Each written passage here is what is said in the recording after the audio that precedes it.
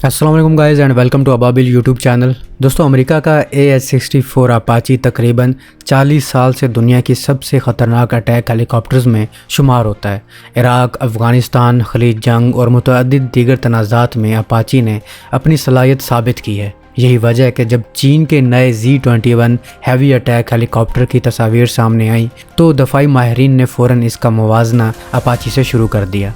बाज़ मुबसरीन तो इसे अपाची किलर भी करार दे रहे हैं, लेकिन सवाल यह है कि आखिर Z-21 इतना अहम क्यों है। इसका जवाब समझने के लिए हमें चीन की फ़ौजी हिकमत अमली को समझना होगा। दोस्तों, गुज़िश्ता 2 दहाइयों में चीन ने बहरिया, फ़ज़ाइया, मिज़ाइल फ़ोर्स और खलाई शोबे में हैरान कुन तरक्की की है, लेकिन एक शोबा ऐसा था जहां चीन अभी भी अमेरिका और रूस से पीछे समझा जाता था।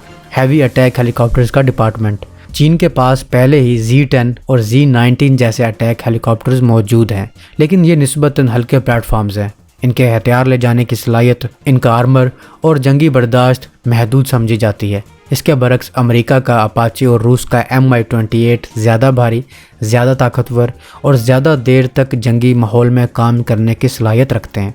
इसी खिला को पुर करने के लिए चीन ने Z-21 प्रोग्राम शुरू किया। इब्तदाई अंदाज़ों के मुताबिक Z-21 का वज़न तकरीबन 10 से 12 टन के दरमियान हो सकता है। ये इसे बराह रास्त अपाची और Mi-28 की क्लास में ले आता है। अगर तस्वीर का जायज़ा लिया जाए तो सबसे पहले इसका डिज़ाइन तवज्जो हासिल करता है। इसमें टैंडम कॉकपिट इस्तेमाल किया गया है, यानी पायलट और वेपन ऑफिसर एक दूसरे के पीछे बैठते हैं। यही तरतीब अपाची में भी इस्तेमाल होती है। इस डिज़ाइन का फ़ायदा ये होता है कि हेलीकॉप्टर का सामने वाला हिस्सा पतला रहता है, जिससे दुश्मन के लिए इसे निशाना बनाना मुश्किल हो जाता है। इसके अलावा Z-21 के ऊपर नस्ब मास्ट माउंटेड रडार भी काफ़ी तवज्जो हासिल कर रहा है। ये रडार हेलीकॉप्टर को दरख्तों, पहाड़ियों या इमारतों के पीछे रहते हुए दुश्मन को तलाश करने की सलाहियत देता है। सादा अल्फाज में हेलीकॉप्टर मुकम्मल तौर पर सामने आए बगैर दुश्मन के टैंक या गाड़ी को देख सकता है। यही तकनीक अपाची को दुनिया का ख़तरनाक तरीन टैंक हंटर बनाती है। तस्वीर से यह भी ज़ाहिर होता है कि Z-21 में 30 मिलीमीटर चेन गन नस्ब है। ये गन सिर्फ टैंकों ही नहीं बल्कि बंकरों, बख्तरबंद गाड़ियों और दुश्मन के दफाई मोर्चों को भी तबाह कर सकती है। इसके साथ साथ 6 बैरूनी हार्ड पॉइंट्स भी मौजूद हैं जिन पर मुख्तलिफ किस्म के हथियार नस्ब किए जा सकते हैं। इनमें anti tank missile, rocket pods, फ़िज़ा से ज़मीन पर मार करने वाले हथियार और मुमकिन तौर पर लॉइटरिंग मुनीशंस भी शामिल हो सकते हैं। यहाँ एक और दिलचस्प बात सामने आती है। चीन सिर्फ एक रवायती अटैक हेलीकॉप्टर नहीं बना रहा, बल्कि एक ऐसा प्लेटफॉर्म तैयार कर रहा है जो मुस्तकबिल की नेटवर्क सेंट्रिक जंग का हिस्सा बन सके, क्योंकि असल ताकत मालूमात में होती है। अगर एक हेलीकॉप्टर ड्रोन्स, सैटेलाइट्स, ज़मीनी रडार्स और दूसरे जंगी प्लेटफॉर्म से मुसलसल मालूमात हासिल करता रहे तो इसकी तबाहकुन सलाहियत कई गुना बढ़ जाती है। ओपन सोर्स तस्वीर से इशारा मिलता है कि Z-21 को मुस्तकबिल में ड्रोन्स के साथ मरबूत किया जा सकता है। इस तस्वुर को मैन्ड अनमैन्ड टीमिंग कहा जाता है, यानी ड्रोन आगे जाकर दुश्मन को तलाश करें जबकि हेलीकॉप्टर महफूज फासले से हमला करें। अमेरिकी फ़ौज कई सालों से इसी तस्वुर पर काम कर रही है और अब चीन भी इस सिमत में बढ़ता नज़र आता है। लेकिन शायद सबसे अहम सवाल यह है कि चीन को इस हेलीकॉप्टर की ज़रूरत क्यों पड़ी। इसका जवाब है ताइवान।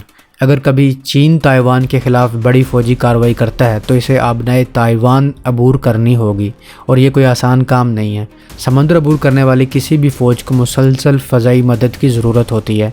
लैंडिंग फोर्सेस को साहली दफ़ा, टैंकों, मिसाइल लॉन्चर्स और मुतहरिक दफ़ाई यूनिट्स का सामना करना पड़ता है। यही वो माहौल है जहां एक हैवी अटैक हेलीकॉप्टर इंतहाई अहम किरदार अदा करता है। Z-21 को गालबन इसी मकसद के लिए डिज़ाइन किया गया है। दफ़ाई माहिरीन के मुताबिक इसका कॉम्बैट रेडियस तकरीबन 400 किलोमीटर हो सकता है, लेकिन इजाफी फ्यूल टैंक्स के साथ ये 600 से 800 किलोमीटर तक बढ़ सकता है। और ये सलाहियत गैर मामूली अहमियत रखती है, क्योंकि ताइवान आबनाए में कार्रवाई करने वाले हेलीकॉप्टर्स को सिर्फ जंग नहीं लड़नी बल्कि समंदर के ऊपर लंबी परवाज़ भी करनी होगी। इसी वजह से हालिया आजमाइशी परवाज़ों में बड़े इजाफी फ्यूल टैंक्स देखे गए हैं। ये जाहिर करता है कि चीन मुस्तकबिल की जंगों में सिर्फ साहली इलाकों तक महदूद रहने का इरादा नहीं रखता, बल्कि वो तवील फासले तक ताकत मुंतकिल करने की सलाहियत हासिल करना चाहता है। एक और अहम पहलू जिसे अक्सर नज़रअंदाज किया जाता है वह है यूक्रेन जंग का असर।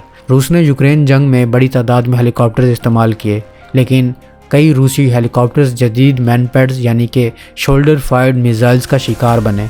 اس جنگ نے دنیا کو دکھایا کہ جدید میدان جنگ میں صرف طاقتور انجن کافی نہیں ہوتا، بقا یعنی کہ سروائبلٹی سب سے اہم چیز بن چکی ہے۔ چین نے اس سبق کو بہت سنجیدگی سے لیا ہے، اس لیے Z-21 کے انجن ایگزاسٹ کو اوپر کی طرف موڑا گیا ہے تاکہ انفراریڈ سگنیچر کم ہو سکے۔ جب کوئی میزائل ہیٹ کو تلاش کرتا ہے تو اسے انجن کی ہیٹ نظر آتی ہے، اگر ہیٹ کم دکھائی دے تو ہیٹ سیکر میزائل کے لیے لاک کرنا مشکل ہو جاتا ہے۔ یہ چھوٹی سی تبدیلی میدان جنگ میں جان بچانے اور تباہ ہونے کے درمیان فرق پیدا کر سکتی ہے۔ اسی طرح متعدد ماہرین کا خیال ہے کہ Z-21 میں missile warning system, laser warning receivers اور الیکٹرانک کاؤنٹر میجر سسٹمز بھی شامل ہوں گے، یعنی اگر کوئی دشمن میزائل اس کی طرف آ رہا ہو تو ہیلی کاپٹر بر وقت خبردار ہو سکے گا اور دفاعی اقدامات کر سکے گا۔ یہ تمام خصوصیات ظاہر کرتی ہیں کہ چین صرف ایک نیا ہیلی کاپٹر نہیں بلکہ ایک مکمل جنگی نظام تیار کر رہا ہے، اور یہی وجہ کہ بہت سے دفاعی مبصرین اسے PLA کے مستقبل کے جنگی منصوبوں کا مرکزی جزو قرار دے رہے ہیں۔ دفاعی ذرائع کے مطابق Z-21 میں 2 زوہوشوان 10 ٹربو شافٹ انجن استعمال کیے جا سکتے ہیں جو تقریباً 1600 سے 1790 کلو واٹ تک طاقت پیدا کرتے ہیں۔ یہ طاقت صرف رفتار کے لیے نہیں بلکہ اضافی وزن اٹھانے کے لیے بھی ضروری ہے۔ ہیوی اٹیک ہیلی کاپٹر کا سب سے بڑا مسئلہ یہی ہوتا ہے کہ اسے بیک وقت ایندھن، ہتھیار، آرمرڈ اور الیکٹرانک سسٹم بھی اٹھانے ہوتے ہیں۔ اگر انجن کمزور ہو تو جنگی صلاحیت فوراً متاثر ہوتی ہے، اس لیے چین نے Z-21 میں نسبتاً طاقتور انجن لگانے پر خاص توجہ دی ہے، خاص طور پر تب جب اسے تبت جیسے بلند علاقوں میں بھی آزمائشی پرواز میں دیکھا گیا۔ بلند علاقوں میں ہوا پتلی ہوتی ہے اور ہیلی کاپٹر کے لیے لفٹ پیدا کرنا مشکل ہو جاتا ہے۔ یہی وجہ ہے کہ دنیا کے بہت سے ہیلی کاپٹر ہائی الٹیٹیوڈ آپریشنز میں اپنی مکمل کارکردگی نہیں دکھا پاتے۔ اگر Z-21 واقعی تبت میں مؤثر انداز میں پرواز کر رہا ہے تو اس کا مطلب ہے کہ چین اس کی کارکردگی کو صرف سمندری علاقوں تک محدود نہیں رکھنا چاہتا بلکہ مختلف جغرافیائی ماحول میں استعمال کے قابل بنا رہا ہے۔ اب بات کرتے ہیں اس کے ممکنہ ہتھیاروں کی۔ دفاعی ماہرین کا اندازہ ہے کہ Z-21 تقریباً 4 ٹن تک بیرونی ہتھیار لے جانے کی صلاحیت رکھتا ہے، اور یہ ایک بہت بڑی مقدار ہے۔ اس کا مطلب ہے کہ ایک ہی ہیلی کاپٹر بیک وقت anti tank missile, rocket pods, فضا سے زمین پر مار کرنے والے ہتھیار اور فضا سے فضا میں مار کرنے والے میزائل بھی لے جا سکتا ہے۔ کچھ تجزیہ کاروں کا خیال ہے کہ اس میں PL-10 short range air to air missile بھی انسٹال کیے جا سکتے ہیں۔ اگر ایسا ہوا تو یہ صرف زمینی اہداف ہی نہیں بلکہ دشمن کے ڈرونز، ہیلی کاپٹرز اور کم بلندی پر پرواز کرنے والے ہتھیاروں کے خلاف بھی استعمال ہو سکے گا۔ یہ خصوصیت مستقبل کی جنگوں میں بہت اہم ہوگی، اسی لیے جدید اٹیک ہیلی کاپٹرز کو اب صرف ٹینک ہنٹر نہیں بلکہ multi mission combat platforms سمجھا جا رہا ہے۔ اب آتے ہیں ریڈار اور سینسر کی طرف۔ Z-21 کا ماسٹ ماؤنٹڈ ریڈار شاید اس کا سب سے اہم جزو ہے۔ ہیلی کاپٹر کو پہاڑی، درخت یا عمارت کے پیچھے چھپے رہتے ہوئے دشمن کی نگرانی کرنے کی اجازت دیتا ہے۔ امریکی اپاچی میں نصب لانگ بو ریڈار نے اسی صلاحیت کی وجہ سے اسے دنیا بھر میں مشہور بنایا، اور اگر چین اس سطح کی ٹیکنالوجی حاصل کرنے میں کامیاب ہو گیا ہے تو Z-21 کی جنگی افادیت میں نمایاں اضافہ ہو سکتا ہے۔ اس کے ساتھ الیکٹرو آپٹیکل سینسرز اور انفراریڈ سرچ سسٹمز بھی شامل ہونے کے امکان ہیں۔ یہ نظام رات کے وقت خراب موسم اور دھند میں بھی اہداف کی نشاندہی کر سکتا ہے۔ آخر میں سب سے اہم بات یہ ہے کہ کیا Z-21 واقعی اپاچی کلر ہے؟ حقیقت یہ ہے کہ ابھی اس سوال کا حتمی جواب دینا ممکن نہیں ہے۔ اپاچی کے پاس کئی دہائیوں کا جنگی تجربہ ہے، انتہائی جدید سینسرز ہیں، مضبوط لاجسٹک نیٹ ورکس ہے اور ثابت شدہ کارکردگی موجود ہے۔ دوسری طرف Z-21 ابھی اپنے ابتدائی زندگی کے مراحل میں ہے، لیکن ایک بات یقینی ہے، چین اب اس مقام پر پہنچ چکا ہے جہاں وہ صرف دوسرے ممالک کی ٹیکنالوجی کا مطالعہ نہیں کر رہا بلکہ اپنی ضرورت کے مطابق نئی نسل کے جنگی پلیٹ فارمز بھی تیار کر رہا ہے۔ Z-21 اسی تبدیلی کی علامت ہے۔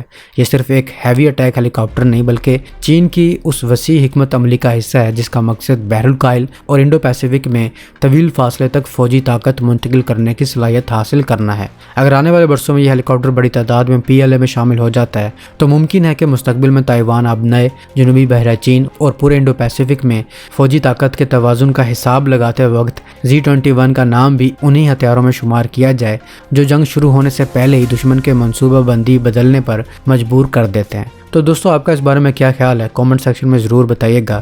ملتا ہوں نئی ویڈیو میں، تب تک کے لیے اپنے ہوسٹ بلال کو اجازت دیجیے۔ اللہ حافظ۔